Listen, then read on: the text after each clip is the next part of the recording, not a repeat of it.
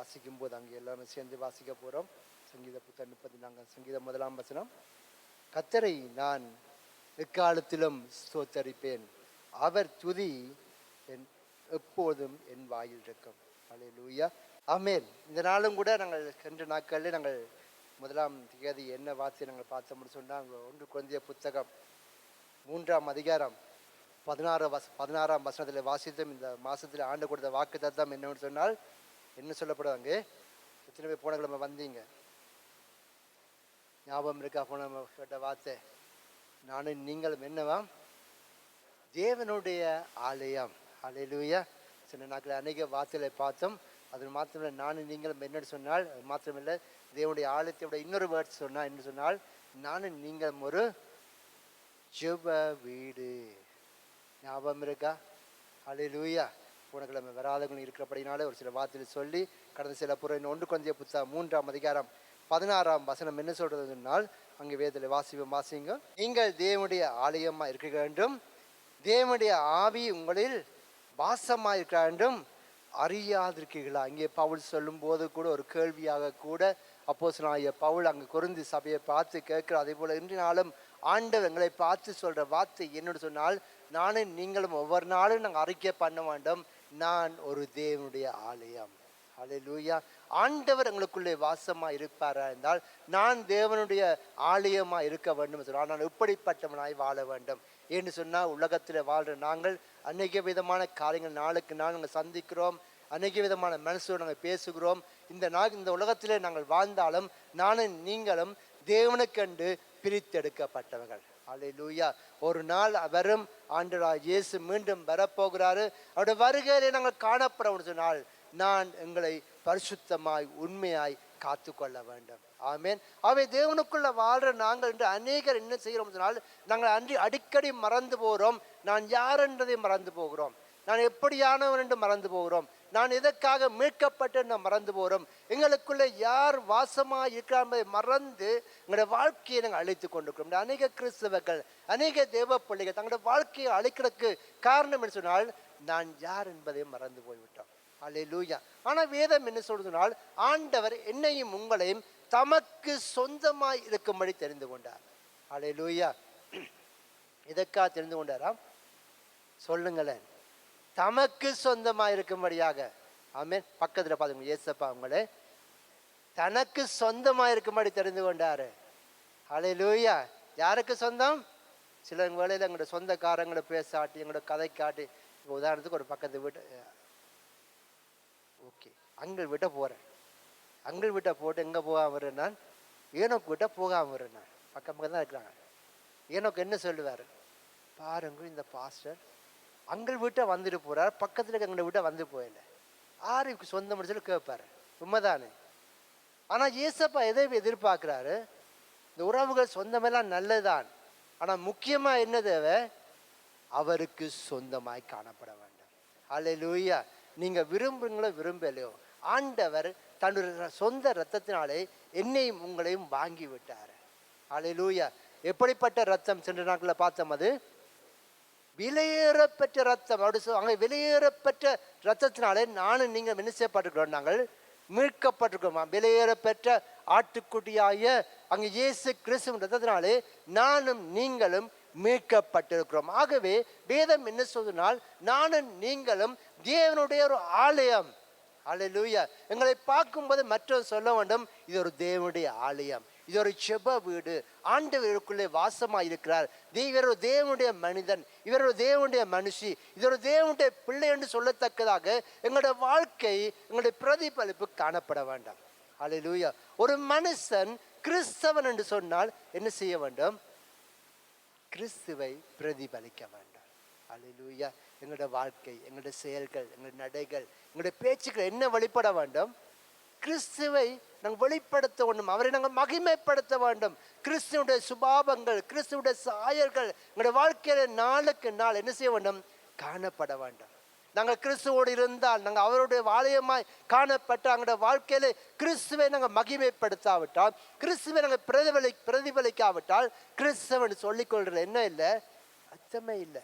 பேரை மாத்திரம் வைக்கலாம், பைபிள் உள்ள எல்லா பேரும் வைக்கலாம், யோசேப்பு, ஜோசுவா, அது இதுன்னு சொல்லி எல்லாம் வைக்கலாம். ஆனால் கிறிஸ்து எங்களுக்குள்ளே வாசமா இல்லாவிட்டால், நாம் தேவனுடைய ஆலயமாய் காணப்படாவிட்டால், தேவனுடைய ஆவி எங்களுக்குள்ளே வாசமாய் இல்லாவிட்டால், நான் கிறிஸ்துவன் பேர் சொல்லியும் பிரயோஜனம் இல்லை. ஆண்டோட வருகை நாளில் ஆண்டவர் எங்களை பார்த்து என்ன சொல்லுவாரு? என்ன கேட்பாரு? யாரையா நீ? எனக்கு தெரியாது உன்னை, நான் உனக்குள்ள இருக்கேனா? நீ என்னை ஏற்றுக்கொண்டுக்கிறாயா? ஏசப்பா, நான் ஒவ்வொரு ஞாயிற்றுக்கிழமை சர்ச்சுக்கு போகிறவங்க தெரியாதா? அந்த 3வது நாளில் நான் இருப்பேன் தெரியா? நான் காணலே. நீ என்னை மகிமைப்படுத்தினாயா? நீ என்னை துதித்தாயா? தேவனுடைய ஆவி உனக்குள்ள வாசமா இருக்கிறதா? இல்லை. நான் சர்ச்சுக்கு போனேன், பிரயோஜனமே இல்லை. தேவனுடைய ஆலயம் எப்படிப்பட்டதுனால், அங்கே வேதம் சொல்றது, நீங்கள் தேவனுடைய ஆலயமாக இருக்க வேண்டும், தேவனுடைய ஆவி உங்களுடைய வாசமாக காண்டும் அறியாதிருக்கீர்களா? ஒருவன் தேவனுடைய ஆலயத்தை கெடுத்தால் தேவன் என்ன செய்வாராம்? அவனை தேவன் கெடுப்பார். தேவனுடைய ஆலயம் பரிசுத்தமாக இருக்கிறது, நீங்களே அந்த ஆலயம். ஹல்லேலூயா. அவ இங்கே வேதம் என்ன சொல்றதுனால், ஆண்டவர் எங்கள் மேலே எவ்வளவோ கரிசனை உள்ளவராக இருக்கிறார். நானும் நீங்களும் அவர் ரத்தத்தினால சம்பாதிக்கப்பட்ட சபை, அவர் ரத்தத்தினால மீட்கப்பட்ட பிள்ளைகள். எங்களை நாங்கள் கெடுத்தால், எங்களுடைய வாழ்க்கையை கெடுத்தால், எங்களுடைய சரீரத்தை நாங்கள் கெடுத்தால், நாங்கள் தேவனுக்கு கொடுக்க வேண்டிய மகிமை கொடுக்காவிட்டால் என்ன செய்வாராம்? கர்த்தர் கெடுத்துடுவார், கர்த்தர் அடிச்சிடுவார். சொல்ல முன்னுக்கூட சொல்லப்படாதார், ஆனால் சொல்லியானும் வசனம் சொல்றது, ஒருவன் தேவனுடைய ஆலயத்தை கெடுத்து என்ன செய்வாராம்? ஆண்டவர் தண்டிப்பார். ஏன்னா நானும் நீங்களும் விலையேற பெற்றவர்கள், கர்த்தரால் மீட்கப்பட்டவர்கள். தேவனுடைய ஆலயம் எப்படிப்பட்டதா இருக்க வேண்டும் சொல்லி ஆண்டவர் நமக்கு எச்சரிக்கிறார், சொல்லி தருகிறாரு, ஒவ்வொரு நாளும் கற்றுத்தருகிறாரு. எங்களுடைய ஆலயம் தேவனுக்கு முன்பாக பரிசுத்தம் உள்ளதாக காணப்பட வேண்டும். ஆமென். சென்ற நாட்களில் பார்த்தோம் நாங்கள் அங்கே மத்தேயு புத்தகத்தில் 21ஆம் அதிகாரம் 13ஆம் வசனத்தை வாசிக்கிற வேளையிலே, மத்தேயு புத்தகம் 21ஆம் அதிகாரம் 13ஆம் வசனத்தில் வாப்பம் சொன்னால் ஆண்டு என்ன சொல்றாரு? ஆண்டா இயேசு பூமியில வாழ்ந்த நாட்கள்ல வீடு ஜெப வீடு எனப்படும் என்று எழுதியிருக்கிறது, நீங்களோ அதை கள்ளர் குகையாக்கினீர்கள் என்றார். ஆமே. இங்கே வாசிக்கும் போது, இந்த அதிகாரத்தை வாசிக்கும் போது ஆண்டா இயேசு பூமியில வாழ்ந்த நாட்கள் எங்க போனாரா? தேவனுடைய ஆலயத்துக்கு போனார், சர்ச்சுக்கு போனார். அங்க போய் பார்க்கிறாரு இங்க என்ன நடக்குது. அல்லேலூயா. ஆண்டர் பூமியில வாழ்ந்த நாட்கள் அங்கே ஓய்வு நாள் தோறும் என்ன செய்தாரு?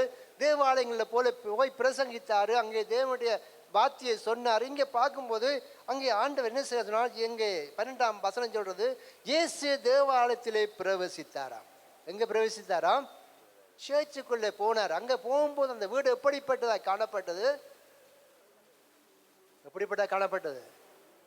பிசினஸ் நடக்குது, கள்ளர் குகை, தேவனுக்கு பிரியமில்லாத காரியங்கள். முதலாளி இப்போ உங்களோட வீட்டுக்கு ஆண்டவர் வாரார். எந்த வீட்டுக்கு? கையால் கட்டப்பட்ட வீடு இல்லை, உங்கள் இருதயமாகிய வீடு. அல்லேலூயா. உங்கள் இருதயம் ஒரு வீடு. ஆமென். ஆண்டவர் நின்று என்ன கேட்கிறாரு? என் மகனே, என் மகளே, உன் இருதயத்தை எனக்கு தான். ஆமென். உங்கள் இருதயம் எப்படிப்பட்டதாக இருக்கு? உங்கள் இருதயத்துக்குள்ளே ஆண்டவர் வாசம் பண்ணணும்னு சொன்னா உங்கள் இருதயம் எப்படிப்பட்டதாய் காணப்படணும். இங்கே வேதம் சொல்றது, அங்கே 12ஆம் வசனம் சொல்ற வழியிலே, இயேசு தேவாலயத்தில் பிரவேசித்து ஆலயத்தில் என்ன செய்கிறார்களாம்? விக்கிரகள் கொள்ளர்களுமாய் யாவரையும் என்ன செய்தாராம்? வெளியே துரத்தி காசுக்காவுடைய பலகைகளையும் புறாவிக்காவுடைய ஆசனத்தை என்ன செய்தாராம்? கவிழ்த்து போட்டார். தேவனுடைய ஆலயத்துக்குள்ள பிரவேசித்தார். அங்கே பார்க்கும்போது அந்த ஆலயத்தை அவர் என்ன செய்தார்கள்? கெடுத்தார்கள். தேவனுடைய நாமம் தூசிக்கப்பட்டது. வெளியில பேர் என்ன? இன்னொரு சர்ச். இப்பதான் நிறைய சர்ச் இருக்கு, சர்ச். ஆனா உள்ளுக்கு என்ன நடக்கு? கெடுக்கிறார்கள். உள்ளுக்கு என்ன நடக்கு?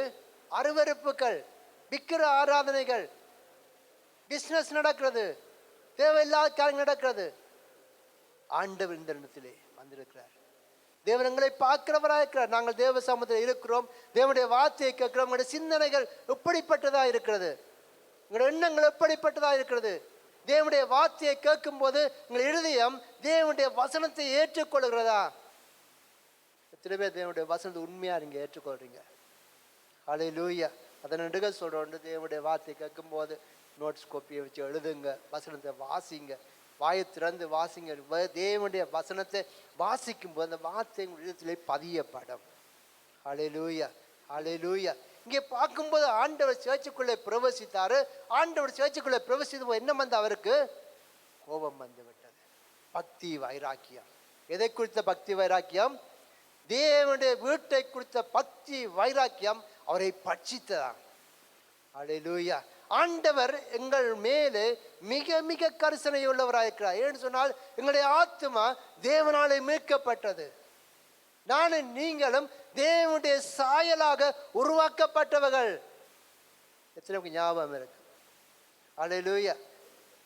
ஆண்டவர் எப்படி உங்களை உருவாக்கினாரு? ஆற்ற சாயல். உங்களை பார்க்கும்போது இவரால் பார்த்து சொல்லுவோம், எனக்கு எனக்கு பார்த்து சரியா அப்பா மாதிரியே இருக்கிறாரு சொல்லுவாங்க. சிலர் சொல்லுவாங்க அப்படித்தானே, அம்மா மாதிரியே இருக்கிறாள், அப்படியே தம்பி மாதிரியே இருக்கிறாள். இருக்கலாம். ஆனா முக்கியமானது சொன்னால் நானும் நீங்களும் தேவ சாயல்ல உருவாக்கப்பட்டிருக்கிறோம். அல்லேலூயா. யாருடைய சாயல்? இயேசப்பாண்ட சாயல். எங்களுடைய சுவாசம் யாருடைய சுவாசம்? தேவனுடைய சுவாசம், அவருடைய நாசியின் சுவாசம். அவர் எங்களுடைய ஜீவ சுவாசத்தை கொடுத்தாரு. எங்களுடைய ஆத்மா தேவனுடைய பார்வையில விலையேற பெற்றது. எங்களுடைய ஆவி, எங்களுடைய ஆத்மா, சரீரம் தேவனுடைய பார்வையிலே விலையேற பெற்றதா இருக்கிறது. ஆகவே தேவனுடைய ஆலயத்தை ஒருவன் கெடுத்தால் கர்த்தர் சும்மா இருப்பாரா?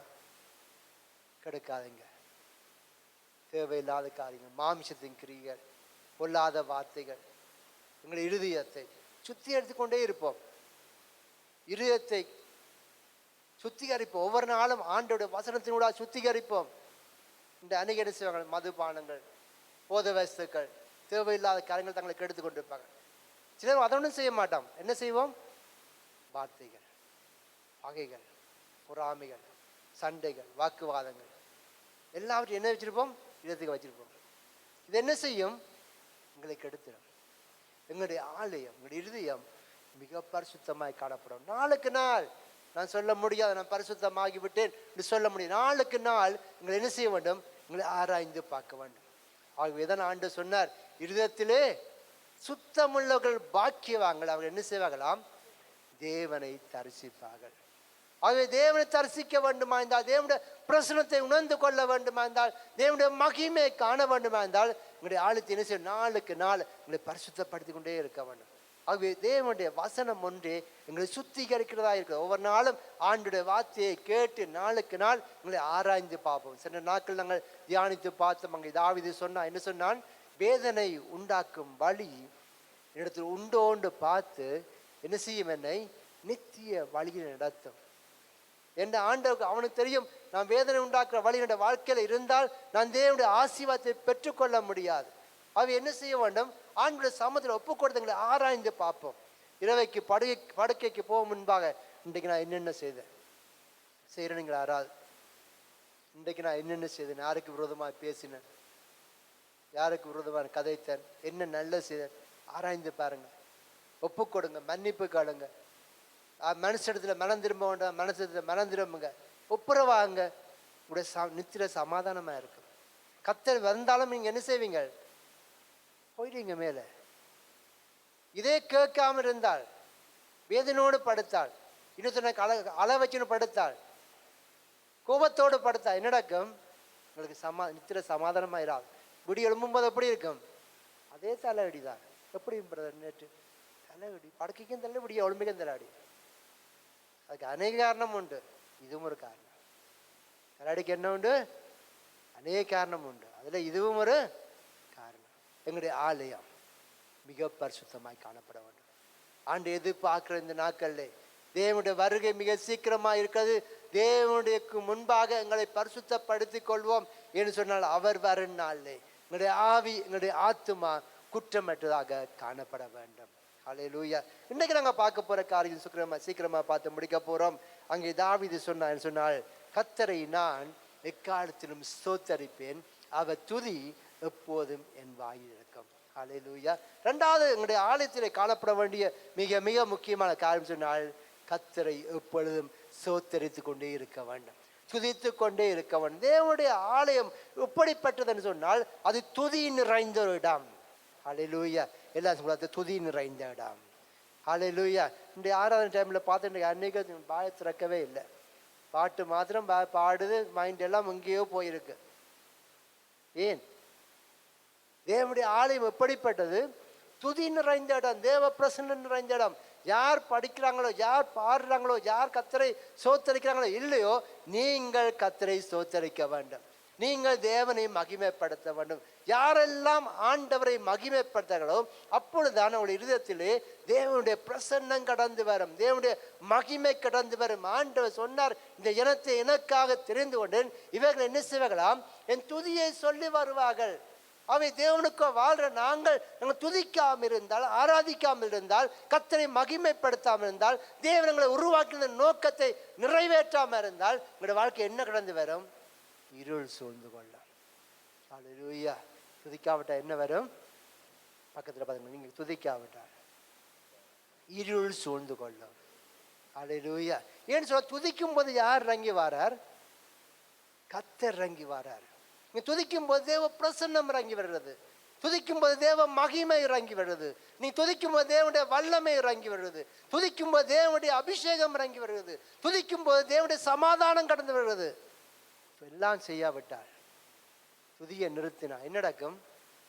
சத்துரு வந்து கொடி போடுவார். இருள் சூழ்ந்து கொள்ளும். இன்று அநேக எழுதுங்களுக்குள்ள இருள் சூழ்றதுக்கு காரணம் என்ன சொன்னால், துதி இல்லை. அவரை மகிமைப்படுத்துவதில்லை. அவரை என்னிடத்தில் உங்களிடத்தில் எதிர்பார்க்கிற காரியம் என்ன? வாயை திறந்து கர்த்தரை துதிக்க வேண்டும். வாயை திறந்து தேவனை பாட வேண்டும், புகழ வேண்டும். அவர் செய்த நன்மைகளை நாங்கள் சோத்தரிக்க வேண்டும். ரோமர் புத்தகம் 1 அதிகாரம் 21 வசனம் சொல்லுகிறது. எல்லாரும் எடுத்து வாசிங்க. அவர்கள் தேவனை அறிந்தும் அவரை தேவனென்று மகிமைப்படுத்தாமலும் ஸ்தோத்தரியாமலும் இருந்து தங்கள் சிந்தனைகளினாலே வீணரானார்கள். உணர்வில்லாத அவர்களுடைய இருதயம் இருளடைந்தது. அல்லேலூயா.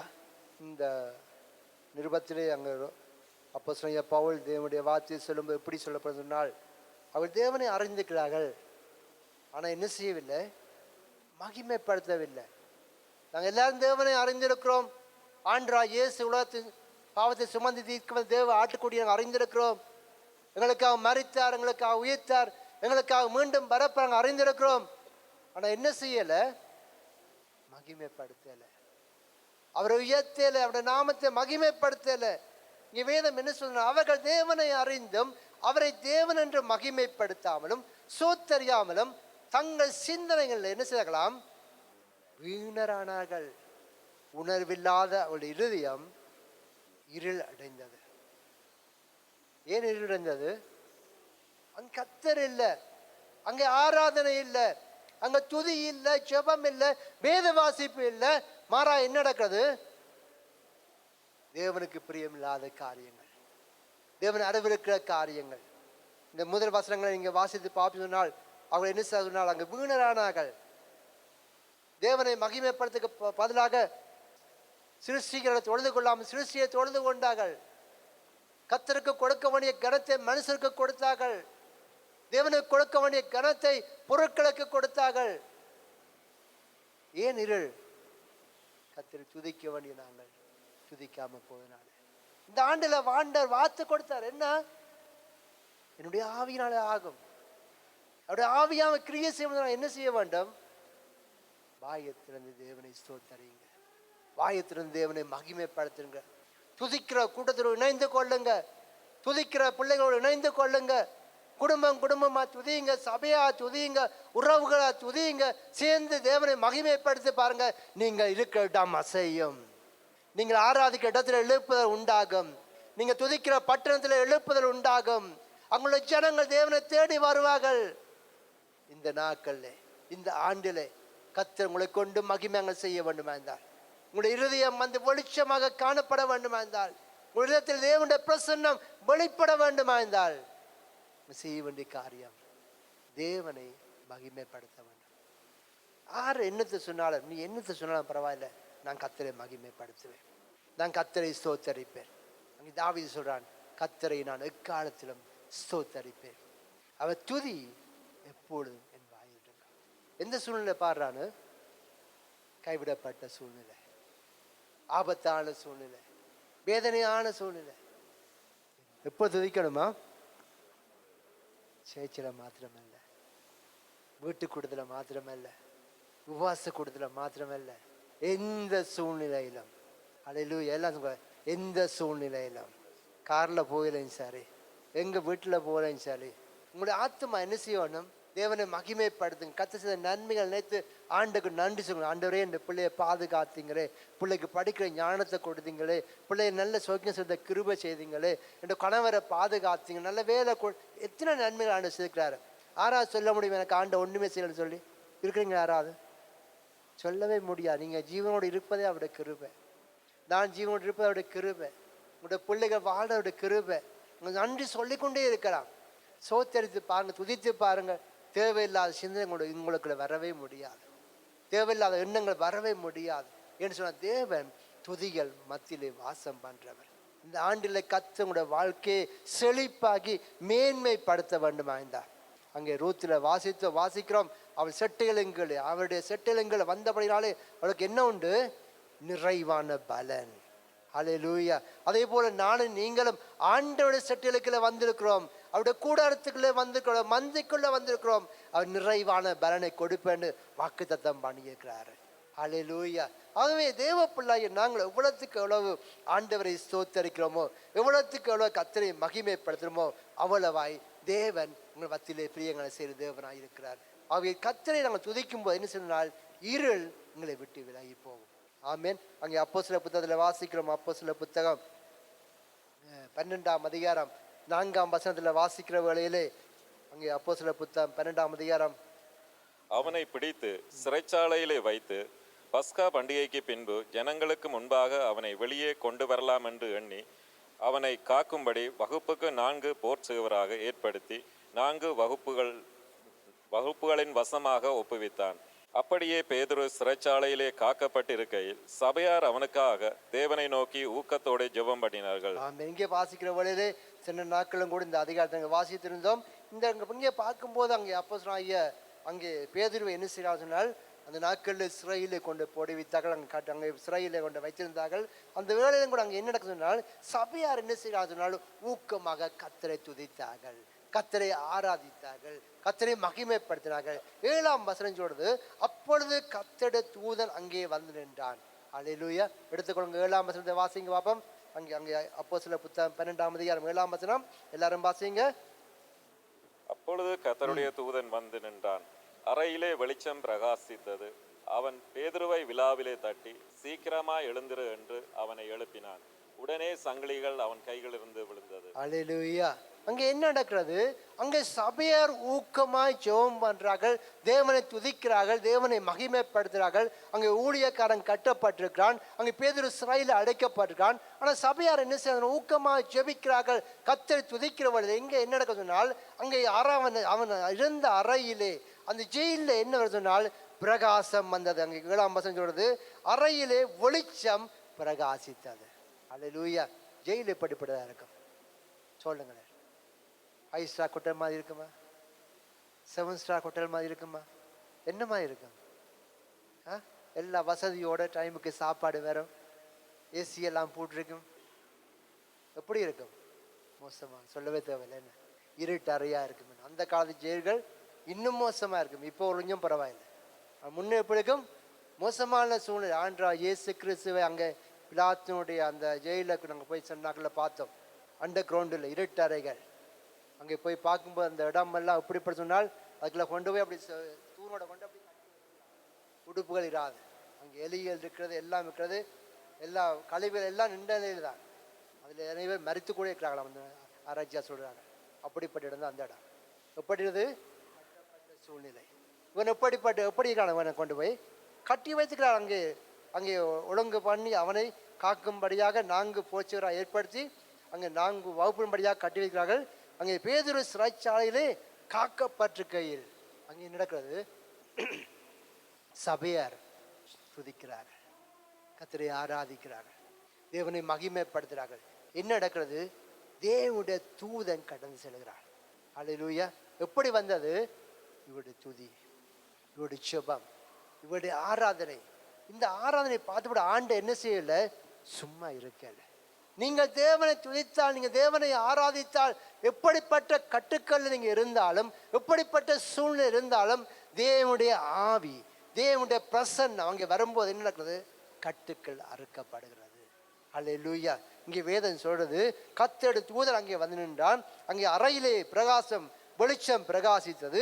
அவனை பேதுரு என்ன செய்கிறான்? அவன் பேதுருவை விலாவிலே தட்டி எழுப்பி சீக்கிரமா எழுந்திரு என்று அவனை எழுப்பினான். உடனே சங்கிலிகள் அவன் கைகளிலிருந்து விழுந்தது. அல்லேலூயா. அப்படியான சும்மா கட்டி வைக்கல பேதுருவை, என்ன சங்கிலியாலே கட்டி வைத்தார்கள். ஆனாலும் என்ன நடக்கிறது? கர்த்தருடைய வல்லமைக்கு முன்பாக, தேவனுடைய பிரசன்னத்துக்கு முன்பாக சங்கிலிகளோ கயிறுகளோ எதுவும் அவனை கட்டுப்படுத்தவே முடியவில்லை. என்று சொன்னால் தேவனுடைய வல்லமை பெரியது. உங்களுக்கு கொடுக்கப்பட்ட ஆயுதம் துதியின் ஆயுதம். அல்லேலூயா. உங்களுக்கு கொடுக்கப்பட்ட ஆடை துதியின் ஆடை. எத்தனை நீங்க விசுவாசிங்க? ஃபாதர் பெக்மன்ஸ் அழகா பாடுகிறாரு. துதியின் ஆடை அணிந்து துயரமெல்லாம் மறந்து துதித்து மகிழ்ந்திருப்பேன், என் தூயவர் மகிழ்ந்திருப்பேன். ஹல்லேலூயா. உங்களுக்கும் எனக்கும் ஆண்டு என்ன ஆடையை கொடுத்துக்கிறாரு? துதியின் ஆடையை கொடுத்துக்கிறாரு. எத்தனை விசுவாசிங்க? பக்கத்தில் பார்த்துங்க, ஆண்டு எனக்கு துதியின் ஆடையை கொடுத்துக்கிறாரு. ஹல்லேலூயா. இப்போ உதாரணத்துக்கு நீங்கள் நல்ல விலையேற பெரிய ஜக்கெட் ஒன்று போட்டுட்டு போகிறீங்க. என்ன இப்போ என்ன மாக்கு இப்போ நல்ல ஃபேமஸான மாக்கு சொல்லுங்களேன். சரி, ஒரு 5000 ஒரு ஜக்கெட் ஒன்று போட்டிருக்கீங்க. ஒரு மாக்க வைங்க. எனக்கு மாக்க ஒன்றும் தெரியாது. ஓகே, நான் இபிஎம்டே வைக்கிறேன். இபிஎம் ஒரு மாக்காக இருக்கட்டுமே. ஒரு காலத்தில் இபிஎம் எல்சோடா பிரைமசி மலைமேல் உள்ள பட்டணமாக இருக்கும். அங்கே சொல்லுவாங்க ஜனங்க, இபிஎம் தெரியுமா உங்களுக்கு? இபிஎம் ராச்சில் சின்ன கிராமம், அங்கே ஒரு எழுப்புதலை உண்டாம். ஹல்லேலூயா. சரி, இபிஎம் ஜக்கெட் போட்டுன்னு போகிறீங்க. பார்க்குறவங்க எல்லாம் என்ன சொல்லுவாங்க? வா, இபிஎம் ஜக்கெட். அதே போல் உங்களுக்கு எனக்கு என்ன ஆடை போட்டிருக்க ஆண்டவர்? துதியின் ஆடை. ஹல்லேலூயா. என்ன மாக்கான ஜக்கெட் போட்டான, என்ன இது போட்டான, என்ன விதமான இபிஎம் ஜக்கெட்டை போட்டாலும் இதெல்லாம் என்ன செய்யும்? ஒன்றா காட்டி வைக்கத்தான் போனோம். ஆனால் எங்களுக்கு போடுற துதியின் ஆடைக்கல்ல, இது காட்டி வைக்க தேவையே இல்லை. இங்கேயும் துதிப்பீங்க, அங்கேயும் துதிப்பீங்க. ஹல்லேலூயா. இந்த ஆடை ஒரு நாளும் உங்களை விட்டு நீங்குவதில்லை. ஆமென். ஆகவே தேவனுக்குள்ள வாழ்ற நாங்கள் என்ன செய்யணும்? எப்பொழுதும் தேவனை துதித்து கொண்டே இருக்க வேண்டும்.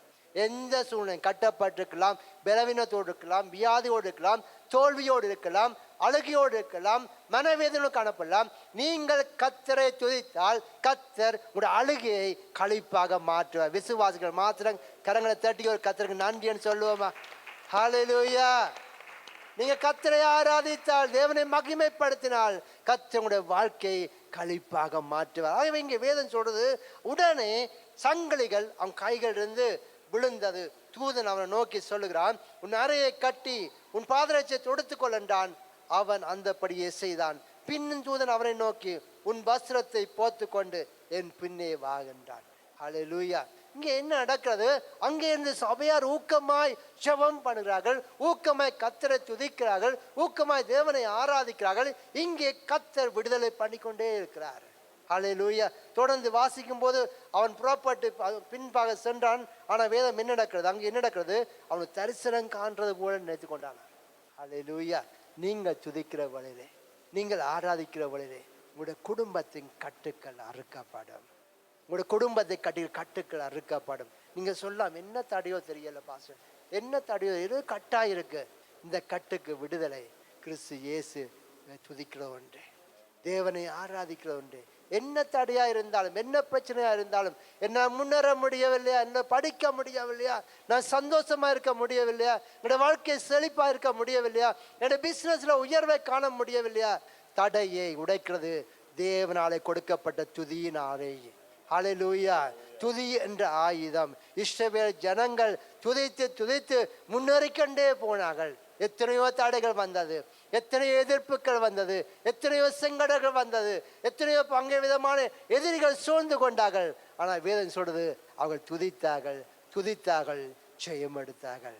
ஹல்லேலூயா. அங்கே யோசுவா அவன் ஜனங்களும் அங்கே முன்னேறிக்கொண்டு போறார்கள். அவருக்கு முன்பாக என்ன காணப்பட்டது? எரிகோ. பெரிய மதில், சாதாரண மதில் அல்ல, பெரிய மதில். அந்த மதிலை தகர்க்கிறது சாதாரண காரியம் இல்லை. ஆனாலும் அங்கே நடக்கின்றால் யோசுவாவும் ஜனங்களும் தேவனுடைய வார்த்தையின்படி துதிக்க தொடங்கினார்கள், துதிக்க தொடங்கினார்கள். விசுவாசத்தோடு துதித்தார்கள், விசுவாசத்தோடு ஆர்ப்பரித்தார்கள். வேதம் சொல்றது, எரிகோ மதிலை தேவன் தகர்த்து போட்டார். ஹல்லேலூயா. இன்றைக்கு இந்த ஆலயமாகிய எங்களுடைய சரீரத்திலே அந்த துதியின் ஆடை, இந்த துதியின் ஆயுதம் இருக்கிறதா? தேவனை எவ்வளவுக்கு துதிக்கிறோம், எவ்வளவுக்கு தேவனை ஆராதிக்கிறோம்? உங்கள் துதிகள்ல கர்த்தர் மகிமைப்படுகிறாரா? ஆனா அங்கே தாவீது சொல்றான், கர்த்தரை நான் எக்காலத்திலும் ஸ்தோத்தரிப்பேன், அவர் துதி எப்பொழுதும் என் வாயில் இருக்கும்.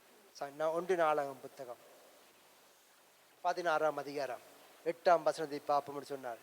1 நாளாகமம் புத்தகம் 16ஆம் அதிகாரம் 8ஆம் வசனம் சொல்றது, கர்த்தரை துதித்து அவருடைய நாமத்தை பிரஸ்தாபமாக்குங்கள், அவருடைய செய்கைகளை ஜனங்களுக்குள்ள என்ன செய்தாம்? பிரசித்தப்படுத்துங்கள். அவரை பாடி, அவரை கீர்த்தனம் பண்ணி, அவருடைய அதிசயங்கள் எல்லாம் என்ன செய்யட்டாம்? சொல்லுங்களேன், தியானித்து பேசுங்கள். அல்லேலூயா. அவருடைய நாமத்தை குறித்து மேன்மை பாராட்டுங்கள். கர்த்தரை தேடுகிற இருதயம் மகிழ்வதாக. கர்த்தரை மேல் வல்லமையை நாடுங்கள், அவர் சமூகத்தை நித்தமும் தேடுங்கள். தேவ பிள்ளைகளாகிய நாங்கள் தேவனுடைய ஆலயமா நாங்கள் இருக்கிறோம் என்று சொன்னால், தேவனுடைய ஆவி எங்களுக்குள்ளே வாசமாக இருக்கிற சொன்னால், நாங்கள் செய்ய வேண்டிய காரியம் என்ன? அவரை துதித்து அவருடைய நாமத்தை பிரசாபமாக்குங்கள். அவருடைய செய்கைகளை ஜனங்களுக்குள்ளே பிரசித்தப்படுத்துங்கள். அல்லேலூயா. எங்க போனான்னு எங்க வந்தான்னு ஒரு வார்த்தையாவது கர்த்தரை பற்றி சொல்லுங்க. உறவுகள்கிட்ட போறீங்களா, குடும்பங்கள்கிட்ட போறீங்களா, பிள்ளைகள்கிட்ட போறீங்களா, கர்த்தர் செய்த நன்மை ஒன்றையாவது சொல்லுங்க. நீ செய்ய வேண்டிய காரியம் என்ன? அவரை மகிமைப்படுத்துறது. நாங்கள் சில இடங்களில் போய் மனத்தினால கணக்காக இருந்து ஊர் கதையெல்லாம் கதைப்போம். உண்மைதானே? அந்த கதை இந்த கதை, அங்கே போட்டிருக்கு, இங்கே சாமான் விற்கிறாங்களோ, அவன் வந்து தெரியுமா, அவன் சண்டை பிடிச்சவர் எல்லாம் கதைச்சு புறா அமெரிக்காவுக்கு போய், ஆப்பிரிக்காவுக்கு போய், இந்தியாவுக்கு போய், அங்கே வைரஸ் வந்துட்டா அப்படிலாம் சொல்லுவோம். ஒரு வார்த்தையாது எங்கே போய் காய்ச்சாலும் ஆண்டு என்னத்தை பார்க்குறாரு? என் பிள்ளை அருள் போகிறான், சரண் போகிறான், இவங்க மூலமாக ஒரு நாம மகிமைப்படுமா? என் பிள்ளை திலீபம் போகிறான், அங்கே இவன் மூலமாக ஒரு நாம மகிமைப்படுமா? என் மகள் என்ன பேர், சிஸ்டர் கேமா போகிறாங்க, என் நாம மகிமைப்பட பார்க்குறாரு. இப்போ என் பிள்ளை நான் அனுப்புகிறேன், ஜெரமி அனுப்புகிறேன் ஒரு காரியத்துக்காக. இவன் போய் ஒரு காரியத்தை செஞ்சுட்டு வருவானா? எதிர்பார்ப்பறா இல்லையா? ஒரு காரியமே அனுப்புறீங்க ஒரு பிள்ளைய செஞ்சுட்டு, என்ன எதிர்பார்ப்பு? இவன் போய் முடிச்சுட்டு வர அந்த வேலையை. என்னோட நாமத்தை மகிமைப்படுத்தவனும், என்னை பற்றி சொல்லணும், ஆண்டவர் தெரிந்து கொண்ட நோக்கமே அதுதான். இங்கே என்ன சொல்ற சங்கீதக்காரன்? கர்த்தரை துதித்து அவருடைய நாமத்தை பிரஸ்தாபமாக்குங்கள், அவர் செய்களை ஜனங்களுக்குள்ளே பிரசித்தப்படுத்துங்கள். போய் சொல்லுங்க. சுவிசேஷத்தின் ஆண்டு வரும்போது நாங்கள் ஒருவர் கூட வெறுங்கை ஒடிக்கக்கூடாது. பிடிக்கப்படாது வெறுங்கை. எத்தனை விசுவாசம் இருக்கு? ஆண்டு உங்களுக்கு தாளாந்து கொடுத்துக்கிறார் தாளாந்து. திறமை இருக்குது உங்களுக்கு ஞானம் இருக்கு, அறிவு இருக்கு, பேச்சு வல்லம் இருக்கு. என்னை விட உங்களுக்கு அதிகமாக பேசக்கூடிய தாளாந்து உங்களுக்கு இருக்கு. எவ்வளவோ கற்றுக்கிறீங்க, எவ்வளோ படிச்சிருக்கிறீங்க. செய்யலாமா இல்லையா? ஒரு வார்த்தை, ஒரே வார்த்தை. ஆண்டோட வார்த்தை ஜீவனும் வல்லமை உள்ளது. எல்லாம் சொல்லுவோம், கர்த்தருடைய வார்த்தையிலே ஜீவன் இருக்கிறது, வல்லமை இருக்கிறது. அல்லேலூயா. அவர் கர்த்தருடைய வார்த்தை சொன்ன என்ன நடக்கும்? ஆகும். அவர் சொல்ல ஆகும். அவர் கட்டளை நிற்கும். ஒரு வார்த்தை. கர்த்தர் உங்களை ரட்சிப்பார். வியாதிப்பட்டிருக்கலாம், கர்த்தர் உங்களை சுகமாக்குவார். பலவீனமாக்குறாங்களா, கர்த்தர் உங்களை விடுவிப்பாரு. சமாதானம் இருக்கிறாரா, கர்த்தர் உங்களுக்கு சமாதானம் தருவார். நம்ம ஜெபம் பண்றோம். சொல்லி பாருங்க. ஆண்டவர் அறியாதவங்க கூட இருந்தாலும் கதைச்சி போட்டு கடைசியில் God bless you brother சொல்லிப்பாங்க. இந்த வார்த்தை சில பேர் அநேகருடைய இதயத்தை தொடும். நான் என்னோட பழகிறவங்க, வேலை செய்யறவங்க கூட, வேறு நாட்டுக்கார, வேறு மதக்கார, கடைசியாக சொல்ல God bless you brother. இப்படி திருப்பி பார்ப்பாங்க. என்ன புது வார்த்தை சொல்கிறார்? சின்ன நாட்களில் படிக்க போனது, வேலை படிக்க போனதுல இன்டர்வியூ மாதிரி செய்வோம். கடைசியாக சொன்னேன் God bless you. எல்லாம் திகைச்சு போயிட்டாங்க. டீச்சர் சொன்னாங்க, தட்ஸ் ஐசாக். இன்டர்வியூ முடிஞ்ச அப்புறம் என்ன சொல்கிறேன் நான்? God bless you. கர்த்தர் ஆசீர்வதிப்பார், கடவுளை ஆசீர்வதிப்பார். சொல்லி பாருங்க. இந்த வார்த்தையில் வல்லமை இருக்கு. இது என்னுடைய வார்த்தை இல்லை, உங்களுடைய வார்த்தை இல்லை. ஆசீர்வதிக்கிறது யாரு? கர்த்தர். செய்கிறது யாரு? கர்த்தர். எங்களுடைய வாயில இந்த வர்ற வார்த்தையில ஜீவன் இருக்கிறது. ஒரு நாள் கர்த்தருக்கு முன்பா நிறுத்த அந்த மனுஷனை. நீங்க சொல்ற ஒரு வார்த்தை ஒரு நாள் கர்த்தர் கொண்டு வருவார், ரட்சிப்பார். எங்க இருந்தாலும் அவைய பிரயோஜனம். கர்த்தருடைய வருகை நாள் வெறும் கையோ நிற்காத படிக்க. நாளைக்கு மறைச்சா நாங்கள் எங்க போறோம்? வெறும் கையோடு போகாத படிக்க. ஆண்டவர் உவமையை சொன்னார் மத்தேயு புத்தகத்தில். ஒருவருக்கு 5 தாளாந்து, 2 தாளாந்து, 1 தாளாந்து. உவமை தெரியும் தானே? தெரியாத உவமை தெரியாதாக்கள், இந்த கதை தெரியாத எனக்கு எல்லாருக்கும் தெரியும்ப்பா. என்னோட நீங்க படிச்சுக்கீங்க பைபிள். கர்த்தருடைய வருகை நான் என்ன செய்தானா, கடைசி 1 தாளாந்து வைத்தம் புதைச்சி வச்சுட்டார். மற்ற எப்படி உங்களுக்கு தெரியும்? மற்ற தாளாந்து சம்பாதித்தவங்களை பார்த்து ஆண்டவர் சொன்னார், நல்லது உண்மையும் முத்தமான ஊழியக்காரனே, இந்த சந்தோஷத்துக்குள்ள பிரவேசி, வெல்கம். கதவை திறந்து விட்டாரு. பரலோகத்துக்கு பிரவேசி, என்னுடைய ஆசீர்வாதத்துக்கு பிரவேசி. ஒருத்தன் என்ன செய்தான்? புதைத்து வைத்தான். தாளந்து என்ன செய்யவில்லை? பயன்படுத்தவில்லை. தேவனை மகிமைப்படுத்தவில்லை, சம்பாதிக்கவில்லை, அந்த ஊழியத்தை செய்யவில்லை, எஜமான கனப்படுத்தவில்லை, எஜமான் சொன்ன வேலை செய்யவில்லை. ஆண்டு சொன்ன இவனை கொண்ட அழுகையும் பற்கடிப்பும் உள்ள இடத்துல கொண்ட போடுங்க, இருளில் கொண்ட போடுங்க. ஏன்? பிரயோஜனம் இல்லாதவன். நானும் நீங்களும் பிரயோஜனம் உள்ள கத்தனை தெரிஞ்செடுத்துக்கிறார். செய்ய வேண்டிய காரியம் குதித்து அவருடைய நாமத்தை மகிமைப்படுத்துங்கள், அவரை பாடி அவரை கீர்த்தனம் பண்ணுங்கள், அவருடைய அதிசயங்கள் எல்லாம் தியானித்து பேசுங்கள். இன்றைய நாள் இந்த முடிவுங்க. எங்கே போனாலும் ஒரு வார்த்தையாக கத்தரை பற்றி சொல்லுவேன். நான் உறவுகளோ குடும்பங்களோ நண்பர்களோ அல்லது போன எடுத்தா கூட ஒரு வார்த்தையாவது தேவனை பற்றி நான் சொல்லுவேன். சொல்லி பாருங்க, சத்துரு வெக்கப்பட்டு போவார். சத்துரு வெக்கப்பட்டு போவார். ஏன்னு சொன்ன, உங்களுடைய இதயத்திலே தேவனுடைய ஆவி ஊற்றப்பட்டிருக்கிறது. நீங்க போட்டிருக்கிற ஆடை, நீங்க போட்டிருக்க வந்த ஜாக்கெட் துதியின் ஆடை. துதியின் ஆடை உங்கள் மேல போடப்பட்டிருக்கிறது. ஒரு மனுஷன் மேல துதியின் ஆடை இருந்தால் சத்துரு உங்களை தொட முடியாது. உங்களுடைய இதயத்திலே துதியினாலே நிரப்பப்பட்டிருந்தால் பிசாசு உங்களுக்குள்ளே உட்புக முடியாது. தெரியுமா? தேவனுடைய பிரசன்னம் எங்கேயோ, தேவனுடைய மகிமை எங்கேயோ, தேவனுடைய அபிஷேகம் எங்கேயோ, அங்கே சத்துருக்கு இடமே இல்லை. உங்களுடைய வீடு துதியினாலே நிரப்பப்பட வேண்டும்.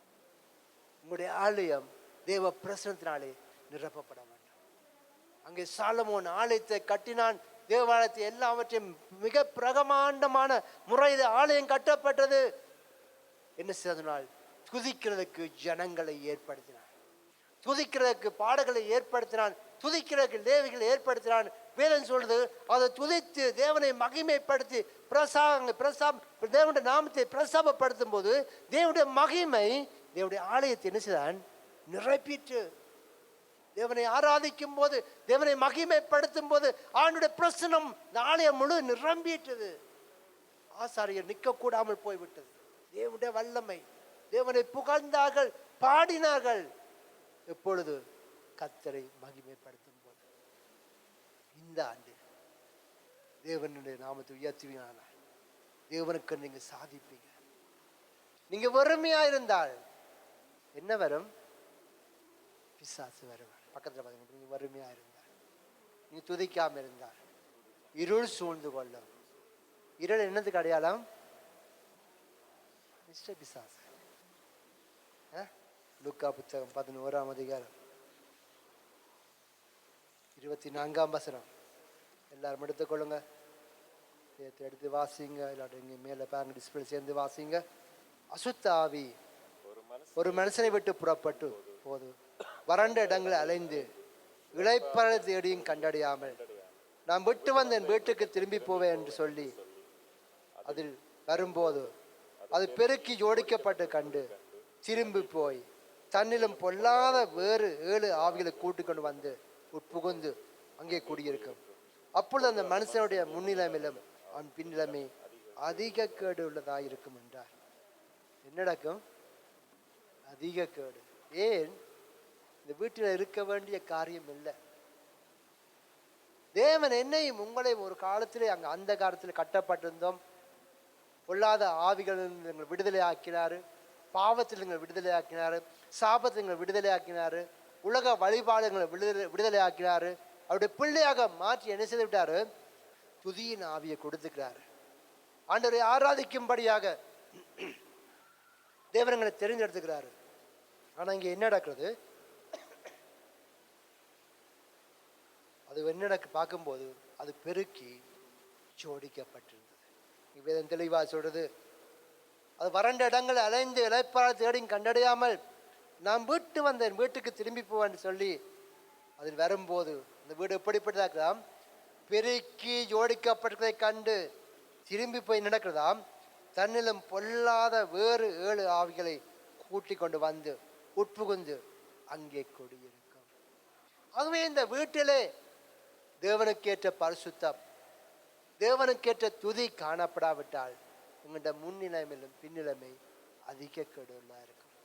அவை தேவ பிள்ளையாகிய நாங்கள் எங்கள் இருதயத்தை துதியினாலே நிரப்புவோம், தேவனுடைய வார்த்தையினால் நிரப்புவோம், தேவனுடைய பிரசனத்தினால் நிரப்புவோம். பிள்ளைகளுக்கு சொல்லிக் கொடுங்க, உறவுகளுக்கு சொல்லுங்க, ஒவ்வொருக்கும் சொல்லுங்க, ஆண்டவரை துதியுங்க. தோல்வியா கர்த்தரை துதியுங்க, பலவீனமா கர்த்தரை துதியுங்க, போராட்டமா கர்த்தரை துதியுங்க, எதிர்ப்புகள் மத்தியிலே கர்த்தரை துதியுங்கள்.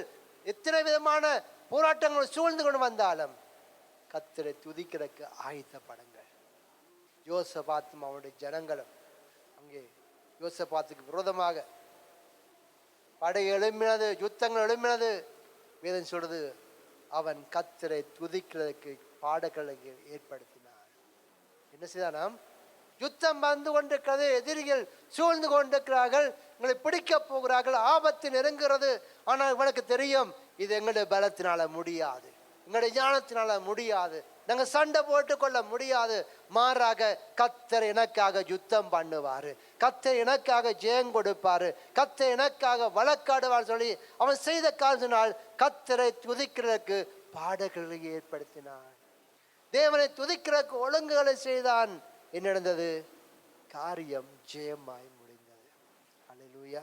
பக்கத்தில் பாருங்க, உங்களுடைய காரியம் ஜெயமாய் முடியும் நீங்க கர்த்தரை துதித்தால். அல்லேலூயா. அது குடும்பத்தை நீங்க என்ன செய்யணும்? துதிக்கிறதுக்கு ஒழுங்கு பண்ணுங்க. அட்லீஸ்ட் ஒரு நாளைக்கு ஒரு டைம் ஆகும். படுக்கைக்கு போக முன்பதாக குடும்பமாக உறவுகள் சேர்ந்து ஒரு 2 நிமிஷம். இன்றைக்கு ஒரு பர்த்டே பார்ட்டி, எங்களுடைய அருள் போயிட்டு முன்னுக்கு அருள் வரைக்கிறாங்க. ஒரு பர்த்டே பார்ட்டி என்ன செய்றீங்க?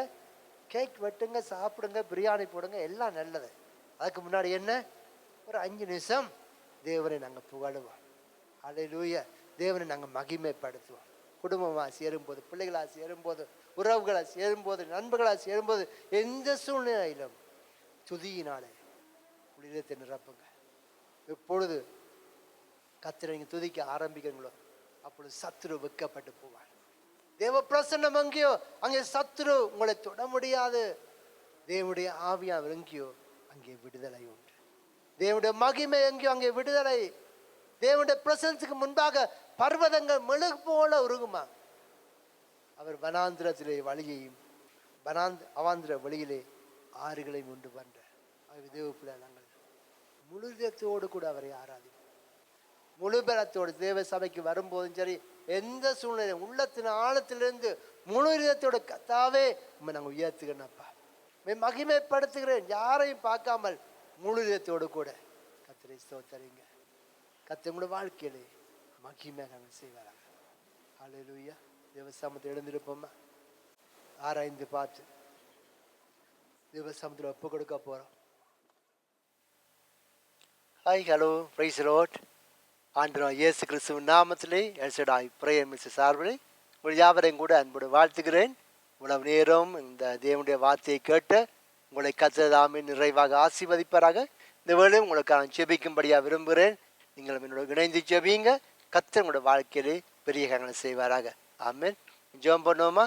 நல்ல தகப்பனே, உம்மை துதிக்கிறோம், ஸ்தோத்திரிக்கிறோம். ஆண்டவரே, இயேசு கிறிஸ்துவின் நாமத்திலே இந்த வேளும் அப்பா என்னோட இணைந்திருக்கிற அன்பு பிள்ளையோட சேர்ந்து உம்முடைய திருமுகத்தை நோக்கி பார்க்கிறோம். அப்பா ஆண்டவரே, உம்முடைய வார்த்தையின்படியாக உம்மை நோக்கி பார்த்தோட முகங்கள் பிரகாசம் அடைந்தன, அவர்கள் முகங்கள் வைக்கப்படவில்லைன்னு சொல்லி வேதம் சொல்கிறதே, அதே போல இந்த வேளும் உம்முடைய முகத்தை நோக்கி பார்க்குற பிள்ளைய வாழ்க்கையை கர்த்தரை ஆசீர்வதிங்க.